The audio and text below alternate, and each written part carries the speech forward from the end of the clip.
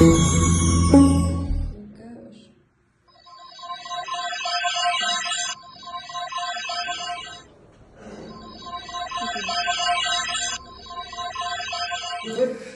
күн, құрметті халықаралық ғылыми конференцияға қатысушылар және қонақтар. Біз Қабылбекова Ләззат Шәріпхановна және Нүсіпқожаева Гүлзада Қажымқановна, Жетісу облысы, Панфилов ауданы, Жаркент қаласындағы Жаркент көпсалалы колледжінің оқытушылары. Біздің бүгінгі ұсынып отырған баяндамамыздың тақырыбы Панфилов ауданындағы ұйғыр, дүнген, славян орталықтарындағы ұлттық тәрбиенің рөлі. Мақсаты Панфилов ауданындағы ұйғыр, дүнген және славян этномәдени орталықтарының ұлттық тәрбие берудегі рөлін зерделеу. Олардың жас ұрпаққа рухани мәдени құндылықтарды жеткізу мен ұлтаралық татулықты нығайтудағы маңызын анықтау. Жетісу облысы, Панфилов ауданы, Жаркент қаласында ұйғыр, дүнген, славян орталықтары жұмыс істеп, ұлттық мәдениетті сақтау мен дамытудың маңызды бөлігіне айналған. Бұл орталықтар ұлттық тәрбие мен рухани құндылықтарды жас ұрпаққа сіңіруде үлкен рөл атқарады.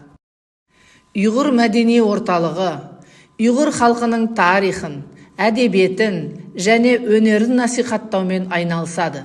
Мектептер мен мәдени орталықтарда ұйғыр тілі мен әдебиеті бойынша арнайы сабақтар өткізіліп, ұлттық би мен музыка үйретіледі. Сондай-ақ Наурыз, Құрбан айт сынды мерекелер ұлттық нақышта тойланады. Сонымен қатар, ұйғыр орталығы жастарға ұлттық құндылықтарды дәріптеу мақсатында түрлі әдеби және мәдени кештер өткізеді. Дүнген халқының мәдени орталығы олардың тілі мен дәстүрін сақтауға ерекше мән береді. Мұнда дүнген халқының салт дәстүрлері, ұлттық тағамдары және қол өнері дәріптеледі. Орталықтарда жастарға арнап дүнген тілін оқыту курстары жүргізіледі. Дүнген мәдениеті мен дәстүрлерін таныстыру мақсатында көрмелер мен фестивальдер ұйымдастырылады. Сонымен қатар, орталық жас ұрпақты еңбекқорлыққа, үлкендерді құрметтеуге, отбасы құндылықтарын сақтауға тәрбиелейді. Славян этномәдени орталығы. Славян мәдени орталығы орыс, украин және белорус халықтарының мәдени мұрасын сақтауға бағытталған. Орыс тілі мен әдебиеті сабақтары, халық әндері мен би үйірмелері арқылы ұлттық құндылықтар насихатталады. Сонымен қатар Рождество, Пасха сияқты дәстүрлі славян мерекелері кеңінен атап өтіледі. Славян орталығы этникалық ерекшеліктерді сақтаумен қатар ұлтаралық ынтымақтастықты нығайтуға да ықпал етеді. Мысалы, 2025 жылғы 22 наурыз мерекесінде Панфилов ауданындағы ұйғыр, дүнген және славян этномәдени орталықтары жыл сайын наурыз мейрамына белсене қатысады. Бұл мереке түрлі ұлт өкілдерін біріктіретін, олардың мәдениет пен дәстүрлерін ортақ алаңда насихаттауға мүмкіндік беретін маңызды шаралардың бірі. Әр этномәдени орталық өз мәдениетінің ерекшеліктерін көрсететін ұлттық тағамдар, дәстүрлі киімдер мен өнер түрлерін ұсынады. Ұйғыр этномәдени орталығы мереке аясында ұлттық тағам, лағман дайындау шеберлік сыныптарын ұйымдастырып, дәстүрлі би және ән өнерін көрсетеді. Дүнген орталығы ұлттық күріш тағамдарын ұсынып, халық билері мен музыкалық номерлер арқылы көпшілікке мәдениетін таныстырады.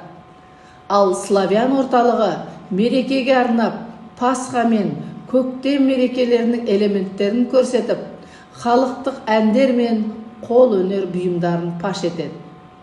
Наурыз мерекесі барысында этномәдени орталықтар ұйымдастыратын көрмелер, сахналық қойымдар мен ұлттық спорт түрлері барлығы аудан халқының бірлігін нығайтып, этностар арасындағы өзара құрмет пен достықты дамытады.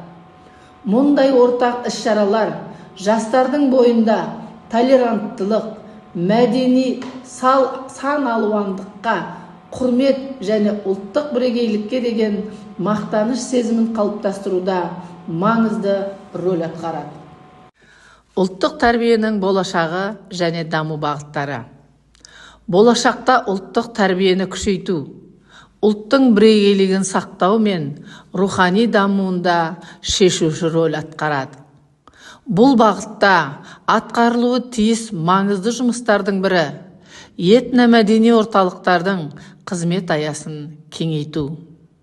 Аталған орталықтар тек дәстүрлі іс-шаралармен шектелмей, ұлттық тәрбие мен мәдени мұраны кеңінен насихаттайтын оқу, семинар, клубтар ұйымдастыру арқылы жастармен тікелей байланыс орнату қажет. Сонымен қатар, жастардың ұлттық мәдени шараларға белсенді қатысуын ынталандыру үшін арнайы гранттар, марапаттау жүйелі енгізілуі керек. Бұл олардың қызығушылығын арттырып қана қоймай, ұлтжандылық қасиеттерін де қалыптастырады.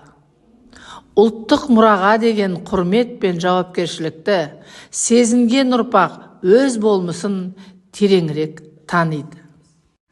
Қорыта келгенде, Панфилов ауданындағы ұйғыр, дүнген және славян этномәдени орталықтары ұлттық тәрбие беруде маңызды рөл атқарады. Олардың қызметі ұлттар арасындағы достық пен ынтымақтастықты нығайтуға бағытталған. Мұндай орталықтар тек ұлттық мәдениетті сақтап қана қоймай, сонымен бірге Қазақстанның көп ұлтты қоғамында бейбітшілік пен келісімді қамтамасыз етуге ықпал етеді.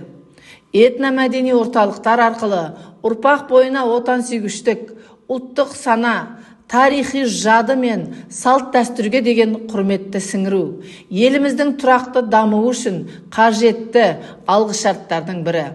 Бұл болашақ ұрпақтың бойында елге, жерге, тілге деген махаббатты оятатын, ұлттық рухани бірлігін нығайтатын жол.